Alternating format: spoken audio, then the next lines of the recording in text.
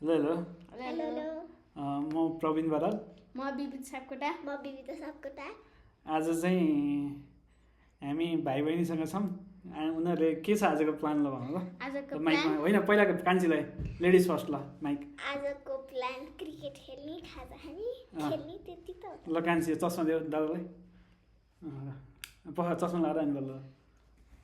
ल ल तिम्रो प्लान के छ आजको हाम्रो प्लान हामी यहाँ दिदीकोमा छौँ यहाँ दादाहरूसँग गफ गर्ने खेल्ने अनि दिउँसो खाजा खाएपछि हामी क्रिकेट खेल्न जान्छौँ खेल्न गएपछि हामी आपसी खुट्टा हात धुन्छौँ अनि त्यसपछि हामी पढ्छौँ ए पढ्न किताब लिएर आएको छ हजुर ए ल सही अनि के छ अनि त्यसपछि खाना खाएपछि सुत्ने कान्छी अनि भोलि पनि खेल्छौँ बिहान ए ओके अनि कान्छीले त हिजो अघि दादा जुका ल्याइदिनु म माला लाउँछु भन्दाखेरि ल कान्छी चस्मा लाऊ पहिला अनि बोल बिबिता त मैले यस्तो के नि भने होइन दादाले त्यतिकै अघि भनेको हो कि होइन ल भन त बिबित हो होइन ल हामी बहुमतका साथ कान्छीले भनेको हो नि पारित भइसकेको छ होइन अब कान्छीलाई